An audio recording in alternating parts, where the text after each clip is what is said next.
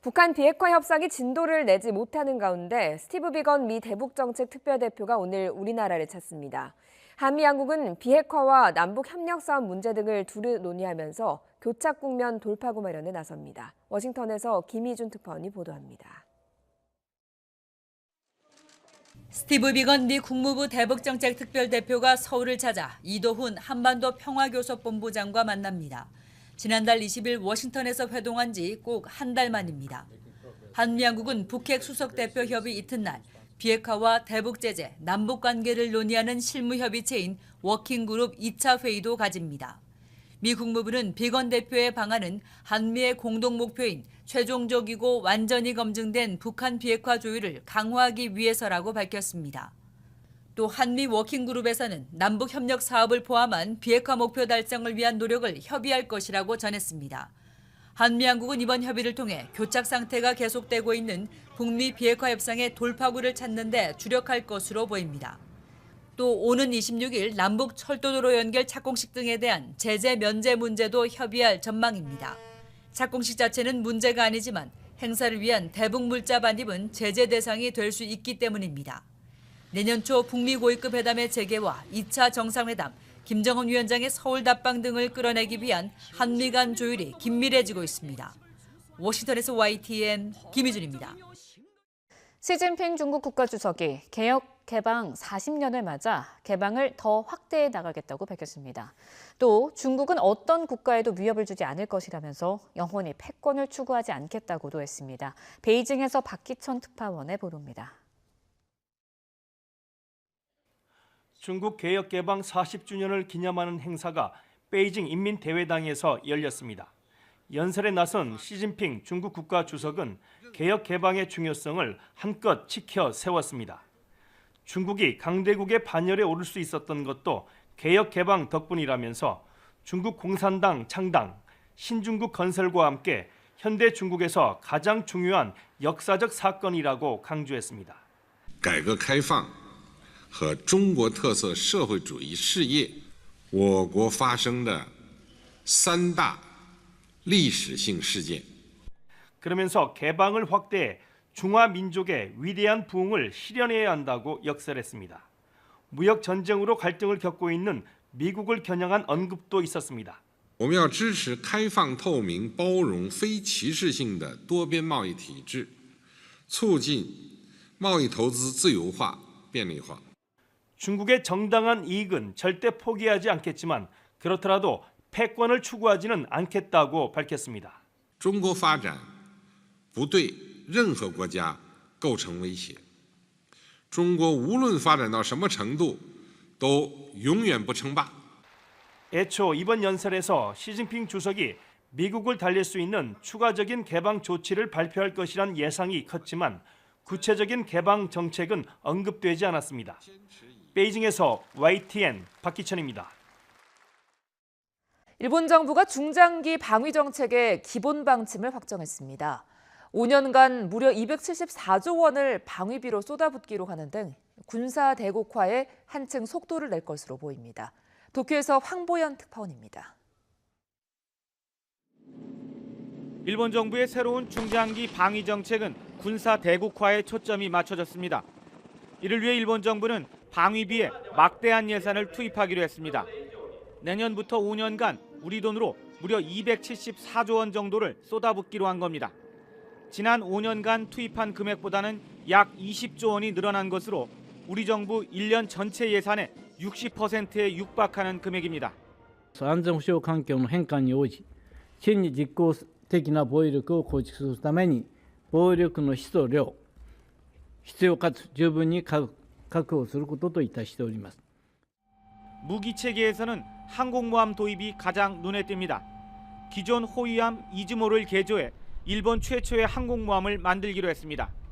선체 길이가 248m로 미국 항공모함보다 100m 가까이 짧아 최신의 수직 이착륙 전투기를 탑재하는 방안이 거론되고 있습니다.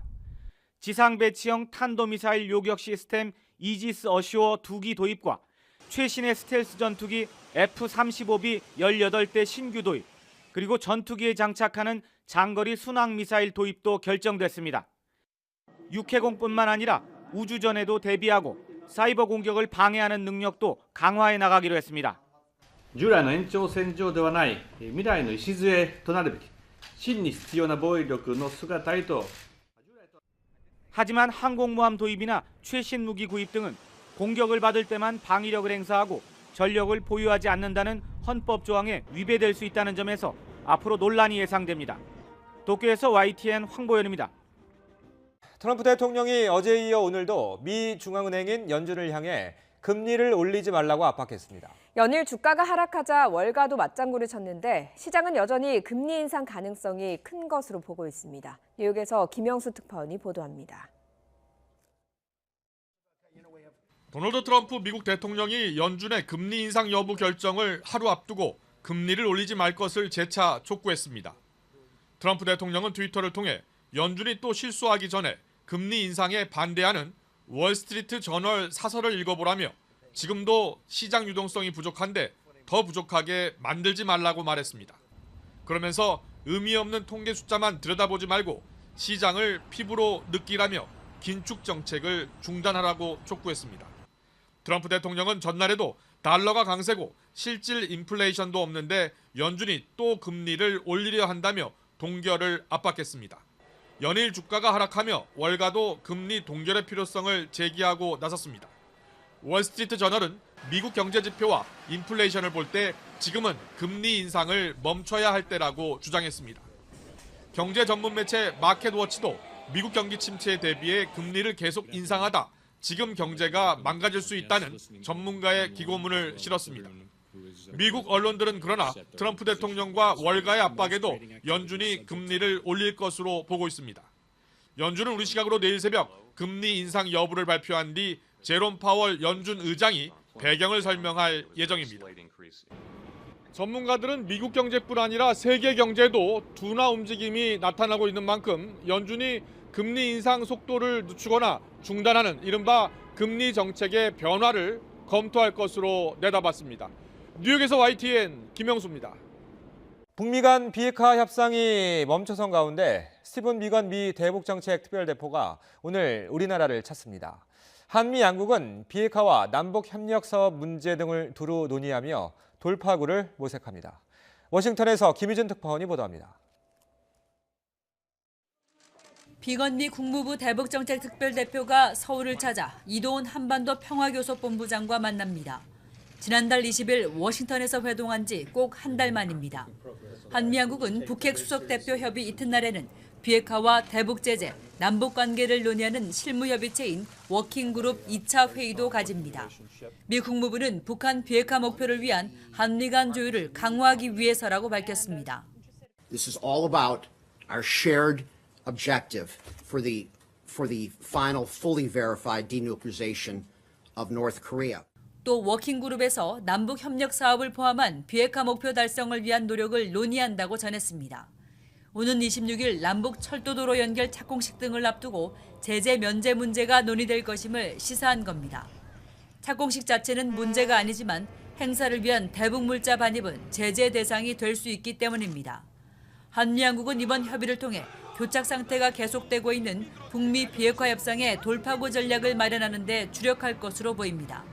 내년 초 북미 정상회담과 김정은 위원장의 서울 답방을 가시화하기 위해서입니다. 국무부는 비건 특별대표가 이번 방한 기간 판문점을 찾아 북측과 협상할 가능성에 대해서는 발표할 내용이 없다며 말을 아꼈습니다. 워싱턴에서 YTN 김희준입니다. 트럼프 미국 대통령이 오늘도 중앙은행인 연방준비제도가 금리를 올려선 안 된다며 동결을 압박했습니다. 특히 주가가 하락하자 월가도 동결해야 한다고 목소리를 높였는데 시장은 여전히 금리 인상 가능성이 높다고 보고 있습니다. 뉴욕 김영수 특파원입니다. 도널드 트럼프 미국 대통령이 연준의 금리 인상 여부 결정을 하루 앞두고 금리를 올리지 말 것을 재차 촉구했습니다. 트럼프 대통령은 트위터를 통해 연준이 또 실수하기 전에 금리 인상에 반대하는 월스트리트 저널 사설을 읽어보라며 지금도 시장 유동성이 부족한데 더 부족하게 만들지 말라고 말했습니다. 그러면서 의미 없는 통계 숫자만 들여다보지 말고 시장을 피부로 느끼라며 긴축 정책을 중단하라고 촉구했습니다. 트럼프 대통령은 전날에도 달러가 강세고 실질 인플레이션도 없는데 연준이 또 금리를 올리려 한다며 동결을 압박했습니다. 연일 주가가 하락하며 월가도 금리 동결의 필요성을 제기하고 나섰습니다. 월스트리트 저널은 미국 경제 지표와 인플레이션을 볼 때 지금은 금리 인상을 멈춰야 할 때라고 주장했습니다. 경제 전문 매체 마켓워치도 미국 경기 침체에 대비해 금리를 계속 인상하다 지금 경제가 망가질 수 있다는 전문가의 기고문을 실었습니다. 미국 언론들은 그러나 트럼프 대통령과 월가의 압박에도 연준이 금리를 올릴 것으로 보고 있습니다. 연준은 우리 시각으로 내일 새벽 금리 인상 여부를 발표한 뒤 제롬 파월 연준 의장이 배경을 설명할 예정입니다. 뉴욕에서 YTN 김영수입니다. 산업부와 농식품부에 이어 환경부 업무 보고를 받은 문재인 대통령은 미세먼지 문제 등에 대한 정부 대응이 국민의 눈높이에 크게 못 미친다며 실효성 있는 대책 마련을 주문했습니다. 직접 들어보시죠. 미세먼지 문제에 대한 정부 대응이 국민 눈높이에서 볼 때 크게 미흡하다는 인식과 함께 환경 정책에 대한 전반적 불신을 초래했다는 것은 매우 뼈아픈 지적이 아닐 수 없습니다. 환경부는 이러한 국민 인식과 비판을 매우 엄중하게 받아들여야 할 것이라고 생각합니다. 미세먼지 문제는 국가 차원의 아젠다로서 범국민적 관심사이자 또 국가 간의 과제이기도 합니다. 국민들이 편안하게 숨 쉴 수 있도록 환경부가 중심이 되어서 관계기관 간 협업을 강화하고 경유차 감축과 석탄 화력발전소 감축을 포함한 핵심 정책을 차질 없이 추진해야 할 것입니다.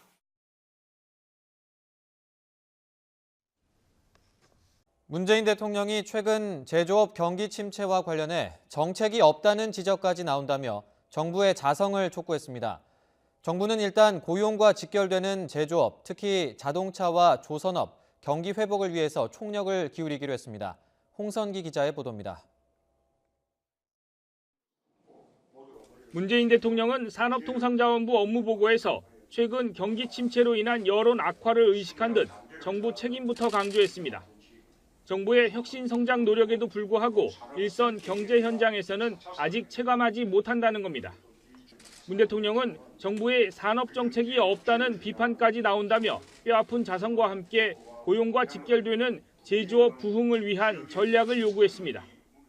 정부는 비판의 목소리를 경청하면서 비장한 각오로 제조업 부흥을 위한 제조업 르네상스 전략을 마련해야 합니다. 산업부는 일단 제조업의 축인 자동차와 조선업계 지원으로 고용 증대와 지역경제 활성화라는 두 마리 토끼를 잡는 전략을 내놨습니다. 먼저 자동차 관련 중소협력사의 신규 자금 지원과 만기 연장 등의 방법으로 3조 5천억 원 이상을 지원해 위기 극복을 돕기로 했습니다. 또 노후차 교체 지원이나 친환경차 생산 비중을 높여 생산량을 늘리는 방안도 추진됩니다. 조선업도 LNG 추진선 개발 등 친환경 스마트화로 개편을 가속화해서 재도약시킨다는 계획도 내놨습니다. 노후차 교체, LNG선 발주, 또 유동성 지원 등 단기 처방과 함께 친환경화, 또 스마트화 산업 트렌드에 맞추어서 재도약할 수 있도록 미래차, 미래선박으로의 전환에 박차를 가하겠습니다. 가라앉은 지역 경제를 살리기 위해서는 광주형 일자리와 같은 상생형 지역 일자리 모델을 확산하기로 했습니다. 또 전북 지역처럼 산업과 고용이 위기에 처한 지역에는 각 지역별 활력 회복 프로젝트로 오는 2022년까지 일자리 2만 6천 개를 만들 계획도 세웠습니다. 정부는 이와 함께 대외 경쟁력이 낮아진 핵심 소재와 장비 산업 등에도 연구 개발비로 1조 원을 쏟아붓고 경쟁력을 키우기로 했습니다. YTN 홍성기입니다. 청와대는 특별감찰반의 활동이 과거 정부의 민간인 사찰과 비슷하다는 일부 언론의 주장은 사실 왜곡이라고 거듭 반박했습니다. 지시에 따른 것도 정치적 의도를 가진 것도 특정인을 목표로 한 것도 아니었다는 세 가지 이유를 들면서 문재인 정부의 유전자에 민간인 사찰은 없다고 강조했습니다. 신호 기자가 보도합니다. 전직 청와대 특감반원 김태우 수사관의 폭로는 우윤근 주 러시아 대사 비위 의혹에서 다시 민간인 사찰 의혹으로 번졌습니다. 특감반이 지난해 12월 전직 총리 아들을 포함해 참여정부 인사의 가상화폐 투자 현황을 조사했다는 김 수사관의 주장이 그대로 언론에 보도됐습니다. 지난 정부의 민간인 사찰이나 비슷한 민간인 정보 수집이었다는 지적에 대해 청와대가 다시 공개 브리핑에 나섰습니다. 세 가지 이유를 들며 왜 민간인 사찰이 아닌지를 설명했습니다. 첫째, 지시에 의한 것이 아니라 특감반원이 임의로 수집하였습니다. 둘째, 정치적 의도나 정치적으로 이용할 목적이 개입하거나 작동한 적이 전혀 없습니다. 셋째, 정부 정책 반대 인사 등 특정인을 목표로 진행한 것도 결코 아닙니다. 당시 반부패 비서관실이 가상화폐 문제에 주도적으로 대책을 세워 국민 피해를 막았던 성과도 강조했습니다. 전직 총리 아들이나 민간은행장 비위 첩보 모두 그때 김 수사관이 임의로 수집했던 것이고 업무 범위 바뀌라 특감반장 등의 수정을 거쳐 폐기했다는 설명입니다. 가상화폐 관련 정책을 만들기 위해 그 업계의 기초적인 상황을 파악하는 것은 꼭 필요한 요건입니다. 이걸 민간인 사찰이라고 하면 그럼 정부 내 이견을 지닌 사람들을 어떻게 설득하고 정부 정책은 무엇으로 만들 수 있겠습니까? 또 문 대통령이 취임 직후 국정원의 국내 정보 수집 업무를 금지시킨 점을 들면서 문재인 정부의 유전자에는 애초에 민간인 사찰이 존재하지 않는다고 표현했습니다. 청와대는 이번 사안을 김 수사관 개인이 기존 관행을 답습하다 업무 범위를 넘어선 것이지 지시에 따라 이루어지는 민간인 사찰에 해당하지 않는다며 분명하게 선을 그었습니다. YTN 신호입니다. 이학재 의원이 보수 통합에 매진하겠다면서 바른미래당에서 자유한국당으로 돌아갔습니다. 바른미래당 출범 이후 첫 탈당인데 바른미래당 몫의 정보위원장직을 그대로 가지고 나가 국회에서 한바탕 소란이 벌어졌습니다. 우철희 기자입니다. 정기국회 이후 거취를 밝히겠다던 이학재 의원이 결국 바른미래당을 탈당했습니다. 박근혜 정부 좌초 이후 무너진 보수를 되살리려 했지만 실패했다며 자유한국당에서 보수 통합에 매진하겠다고 탈당의 변을 밝혔습니다. 더 힘있고 믿음직스러운 보수, 더 새로운 보수의 이름으로 문재인 정부의 폭주를 막고 민생 경제와 국가 안보를 되살리는 데 혼신의 노력을 다하겠습니다. 박근혜 전 대통령의 후보 시절 비서실장까지 역임한 이학재 의원은 탄핵 국면에서 바른정당 창당에 참여했지만 옛 국민의당과의 통합으로 탄생한 바른미래당의 노선을 놓고 지도부와 이견을 나타내며 거취를 고민해왔습니다. 최근 현역 의원 21명을 당협위원장에서 배제하며 인적 쇄신에 나선 한국당은 보수 야권 통합의 계기가 될 것으로 기대하고 있습니다.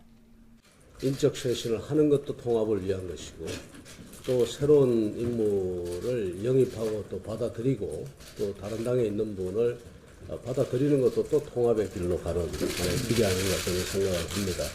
창당 이후 첫 현역 의원 탈당에 30석이 무너진 바른미래당은 추가 탈당 등 여파 차단에 나섰지만 가능성은 꾸준히 제기되고 있습니다.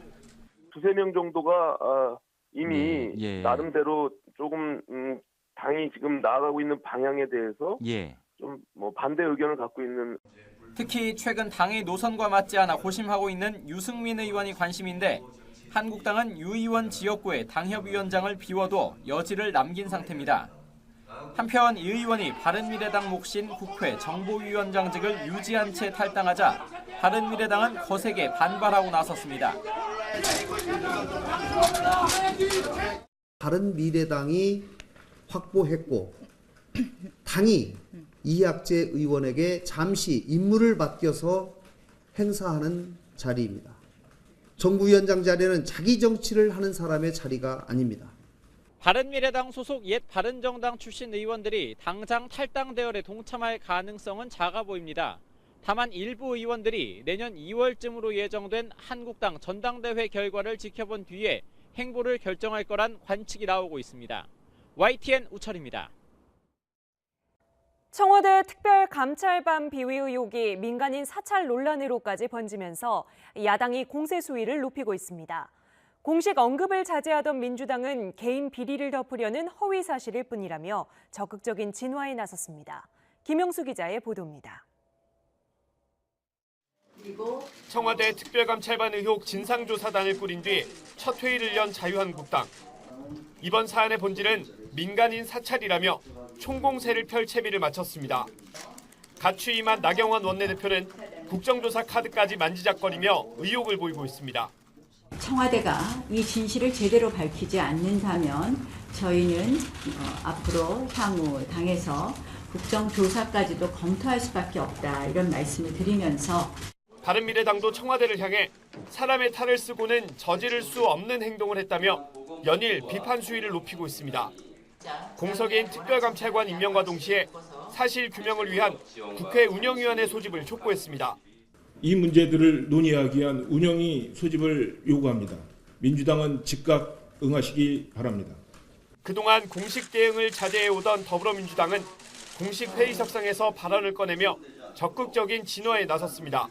범법자가 개인 비리를 덮기 위해 허위 사실을 유포하는 것 이상도 이하도 아니라며 논란이 커질 일이 아니라고 선을 그었습니다. 야당의 운영위원회 소집에 대해서도 검찰 수사가 우선이라며 일축했습니다. 개인의 일탈을 정치적 사건으로 비화시켜 정부를 흔들려는 시도를 하고 있습니다. 더 이상 불확실한 첩보 생산 기술자의 농간에 휘둘려서는 안 됩니다. 선거제도 개혁과 고용세습 국정조사, 유치원법 등 산적한 과제에 특별감찰반 의혹까지 더해지면서 어렵게 시작된 임시국회의 연말정국이 더 꼬여가고 있습니다. YTN 김영수입니다. 사법농단 의혹이 일파만파 커지면서 진상규명 목소리가 높았던 지난 6월, 김명수 대법원장은 검찰 수사에 협조하겠다고 밝힌 동시에 의혹법관 13명을 징계 절차에 넘겼습니다. 우리 법원이 앞으로 나아가야 할 길을 매진하는데 다들 동참해 주셨으면 하는 것이 저희 바람입니다. 6개월 만에 징계를 계기로 법원에선 그동안의 혼란이 수습되는 계기가 되길 바라지만 여론의 시선은 차갑습니다. 사법부 내부에서 먼저 실망스럽다는 반응이 쏟아졌습니다. 양승태 사법부 시절 비판 성향의 글 하나 올렸다는 이유로 정직 처분이 내려진 것과 비교하면 형평성이 어긋난다는 지적도 잇따랐습니다. 국회에서 논의 중인 법관 탄핵도 다시 한번 수면 위로 떠올랐습니다. 상고법원에 비판 목소리를 냈다가 뒷조사를 당한 피해자인 차성한 판사는 법관 탄핵을 국회에 청원하겠다고 나섰습니다. 법원 공무원 노조와 민변, 시민단체들이 한 목소리로 국회에 탄핵 소추안 발의를 촉구했습니다.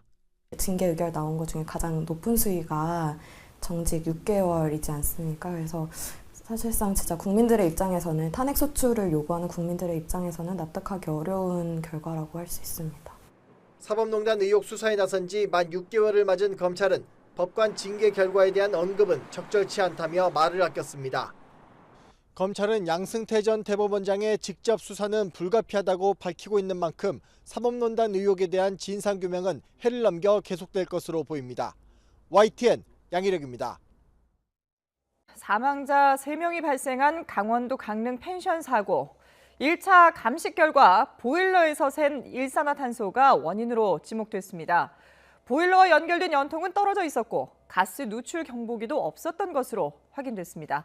먼저 사고 현장부터 연결해 보겠습니다. 송세욱 기자. 네, 강릉 펜션 사고 현장에 나와 있습니다. 예, 자 1차 현장 감식 내용부터 정리를 해볼까요?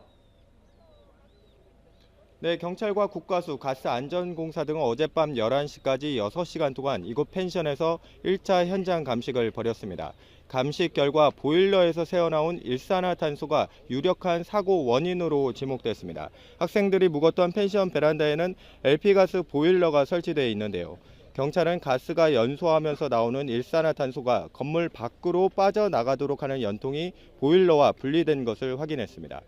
연통이 분리된 틈 사이로 일산화탄소가 밖으로 나가지 못하고 펜션 안으로 새어 들어왔을 가능성에 무게가 실립니다. 또 펜션에는 가스 누출 경보기도 설치되지 않은 것으로 파악됐습니다. 경찰은 오늘 오전 보일러를 해체한 뒤 국과수로 보내 정밀 감식을 벌일 예정입니다. 또 필요하다면 숨진 학생들에 대한 부검 여부도 가족 등과 협의한 뒤 결정할 계획입니다. 자, 그러니까 보일러 연통은 떨어져 있었고 가스 누출 경보기는 없었다라는 건데 그러면 그동안에 이런 부분에 대한 점검은 전혀 이루어지지 않았던 겁니까? 네, 사고가 난 펜션은 올해 7월 농어촌 민박으로 신고했습니다. 하지만 강릉시는 당시 위생과 소방 관련 시설만 점검했다고 밝혔습니다. 이 펜션 가스 보일러는 가스 공급자가, 가스 탱크는 가스안전공사가 점검하게 되어 있습니다. 가스 보일러 점검이 제대로 이루어졌는지 확인이 필요해 보입니다. 또 펜션 건물은 지난 2014년 4월에 준공됐으며 현재 업주는 건물주로부터 임대해 지난 7월부터 영업하고 있는 것으로 확인됐습니다. 사고 수습을 위한 방안도 마련됐습니다. 강릉시에 설치된 사고수습본부는 유가족과 환자를 최우선적으로 지원하기로 했습니다. 지금까지 강릉 펜션 사고 현장에서 YTN 송세혁입니다. 대성고 학생 10명이 수능을 마친 뒤에 우정여행을 위해서 이렇게 강릉으로 떠났다가 안타까운 참사가 발생하고 말았죠. 네, 대학 수학능력 시험을 마친 대성고 3학년 학생 10명이 강릉으로 이제 우정 여행을 떠난 겁니다. 네. 이제 수시 모집 기간이 끝났고 지금 정시 모집 기간 중이거든요. 네. 이 기간에 맞춰서 이제 우정 여행을 떠난 건데 이 학생들은 같은 반에서 고등학교 2학년, 3학년 때를 같이 보냈던 그 학생들이에요. 그래서 네네. 굉장히 이제 친한 사이였기 때문에 네.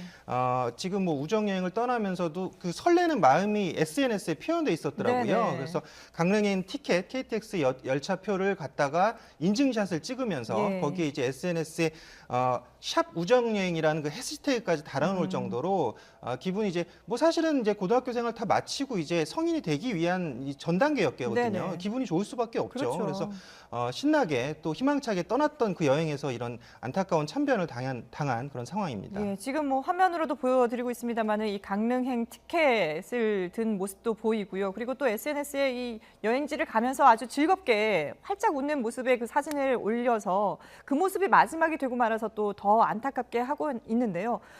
정부는 최선을 다해서 피해자 가족을 지원하겠습니다.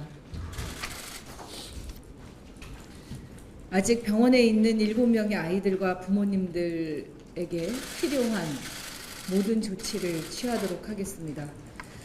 사고 원인이 정확하게 밝혀지는 대로 각 부처별로 해야 할 일들을 철저히 챙기겠습니다. 특히 교육부는 이런 일이 다시는 발생하지 않도록 교육기관이 해야 할 일을 처음부터 철저히 다시 챙기겠습니다. 우리의 아이들과 관련된 모든 학생 안전 매뉴얼과 규정을 다시 재점검하겠습니다.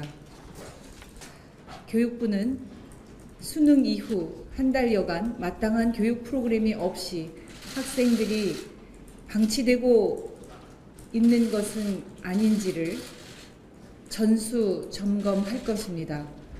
특히 체험학습의 명목으로 고교생들끼리 장기 투숙을 하는 여행이 있는지도 신속하게 점검하겠습니다. 이번 체험학습 허가를 한 서울 대성고에 대해서는 서울시 교육청을 중심으로 현장 점검이 시작됐습니다. 아울러 서울 대성고 재학생들과 선생님들의 심리적 불안 상태를 해소하기 위해서 소아정신과 전문의 등 심리 지원팀을 구성해서 지원에 나서겠습니다. 강릉과 원주의 각 병원에 인력을 배치해서 학부모님과 학교와 실시간 소통하면서 피해자 가족을 지원하겠습니다. 병원에서 치료를 받고 있는 학생들의 상태를 알아보겠습니다. 강릉과 원주에 있는 병원에서 각각 5명, 2명으로 분산돼 치료를 받고 있는데요. 증세가 조금씩 나아지고 있고 7명 가운데 1명은 의식을 조금이나마 회복한 것으로 확인됐습니다. 강릉 아산병원에 나가 있는 취재기자 연결해 보겠습니다. 홍성욱 기자. 네, 강릉 아산병원에 나와 있습니다. 예, 자, 그나마 다행인 소식인데요. 학생들의 상태가 조금씩 호전되고 있다고요? 네, 그렇습니다. 정말 다행스럽게도 학생들의 상태가 조금씩 호전되고 있습니다. 제가 있는 이곳 이 강릉 아산병원에 모두 5명의 학생들이 치료를 받고 있는데 이 가운데 한 명의 학생은 자신의 이름을 직접 말을 하고 가족과 간단한 대화를 나눌 수 있을 정도로 의식이 회복되고 있는 것으로 알려졌습니다. 지금도 계속해서 치료를 받고 있는데 제가 지금 있는 이곳 이 강릉 아산병원의 응급의료센터 안에 있는 고압 산소치료실에서 지금도 치료가 진행 중인데요. 오전 8시 반쯤 2명의 학생이 치료실로 들어갔습니다. 이 학생들 의식 수준이 호전되긴 했지만 인지 능력이 완전히 돌아올 정도로 좋아진 상태는 아닙니다. 무엇보다 일산화탄소 중독으로 인한 합병증이 발생할 가능성도 있어 아직 안심할 수 없습니다. 학생들의 치료 경과는 의료진이 공식 브리핑을 통해 공개할 예정입니다. 제가 있는 이곳 이 강릉 아산병원에 5명이 그리고 원주 세브란스 병원에서 2명이 치료를 받고 있습니다.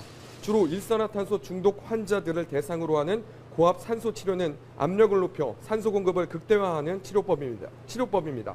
하지만 고압 산소 치료 시설인 감압용 챔버가 부족해 5명의 환자가 2차례에 걸쳐 2명과 3명으로 나눠 번갈아 가며 치료를 받는 것으로 알려졌습니다. 앉아서 치료를 받을 경우에는 10명까지 한 번에 치료할 수 있는데 학생들의 상태가 앉아있을 정도로 회복한 것이 아니라 번갈아 가며 치료를 받는 겁니다. 학생 2명이 어제 강릉에서 원주 세브란스 병원으로 옮겨진 이유도 이런 고압 산소 치료실이 부족해서였습니다. 치료시설이 없어 위독한 학생들을 다시 또 이동시키는 상황이 발생해 안타까움을 더하기도 했습니다. 예, 학생들의 가족들 정말 상당히 충격을 받을 수밖에 없었을 텐데 어제 병원에 도착했죠? 네, 그렇습니다. 이 청천벽력 같은 소식을 전해들은 학생들의 가족들 어제 오후 병원에 속속 도착을 했습니다. 또 숨진 학생들의 부모들은 이 안타까운 소식을 접하고 오열하기도 했습니다.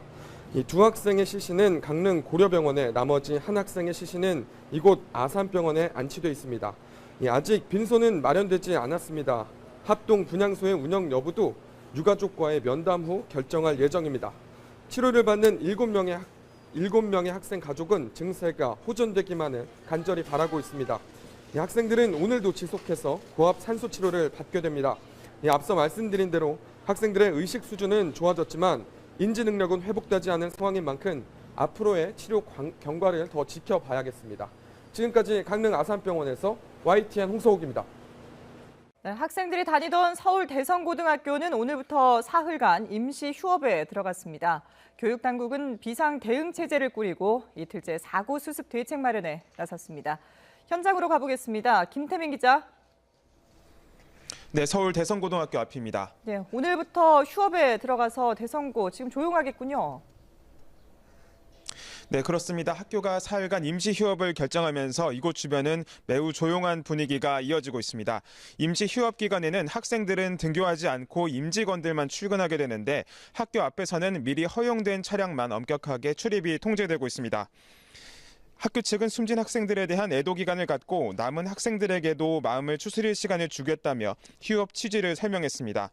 또 1, 2학년 학생들의 기말고사가 마무리된 만큼 학사 일정에도 큰 영향을 주지 않을 거란 판단입니다. 현재 강릉 사고 현장에는 교육청 관계자를 비롯해 대성고등학교 교장 등 교사 30여 명이 지원 활동을 하고 있습니다. 사고 가족당 교사 3명이 전담해 각종 지원을 맡고 있습니다. 학교에서는 교감을 중심으로 비상대책반을 꾸리고 이틀째 수습 방안을 논의 중인 것으로 알려졌습니다. 서울시 교육청도 조희연 교육감을 본부장으로 24시간 비상대응체제에 나섰습니다. 오늘 오전 10시부터는 비상대책회의가 열릴 예정이고 관련 내용은 중간중간 발표됩니다. 사고가 난 학생들은 개인 체험학습을 신청해 강릉으로 떠난 것으로 파악됐습니다. 교육청은 사고 수습과 함께 학교가 체험학습 관련 규정을 잘 지켰는지도 확인할 예정입니다. 지금까지 서울 대성고등학교에서 YTN 김태민입니다. 여야 3당이 공공부문 채용비리 의혹 국정조사에 강원랜드 관련 의혹을 포함하기로 했습니다. 더불어민주당 서영교, 자유한국당 정양석, 바른미래당 유이동 원내수석 부대표는 국회에서 만나 국정조사 대상에 서울교통공사 등과 함께 강원랜드를 포함하기로 뜻을 모았습니다. 장애인이 지하철을 안전하고 편리하게 이용하는 건 여전히 어려운 일 같습니다. 승강장과 객차 사이의 간격이 넓어 사고 위험이 있는 곳이 많았고 안전시설 운영도 미흡한 것으로 드러났습니다. 신윤정 기자의 보도입니다. 지체장애인인 이승일 씨는 이동할 때 지하철을 주로 이용합니다. 그런데 승강장과 객차 사이가 넓은 곳이 상당수여서 제대로 타고 내리지 못할 때가 많았습니다. 자칫 휠체어 바퀴가 빠지거나 걸리면 크게 다칠 수 있기 때문입니다. 휠체어 앞바퀴는 사람들이 생각하는 것보다 크지 않습니다. 쑥 빠지게 되면 이 몸이 넘어지거나 해서 굉장히 큰 사고로 연결이 되기 때문에 항상 내릴 때 탈 때는 그 간격 때문에 굉장히 많이 좀 스트레스를 받습니다. 한국소비자원 조사 결과 승강장과 객차 간격이 넓고 높이가 차이 나는 곳이 실제로 많았습니다. 전국 지하철역 35곳 가운데 30곳이 교통약자법상 간격 기준인 5cm를 초과했고 10곳은 높이 기준인 1.5cm를 넘어 휠체어로 다니기엔 위험하고 불편했습니다. 엘리베이터와 에스컬레이터 운행에서도 장애인 안전에 대한 배려는 부족했습니다. 엘리베이터 문이 닫힐 때 움직임이 감지되면 자동으로 열리는 기능이 작동하지 않거나 에스컬레이터 진행 반대 방향으로 들어설 때 경고음이 울리지 않는 곳이 곳곳에서 확인됐습니다.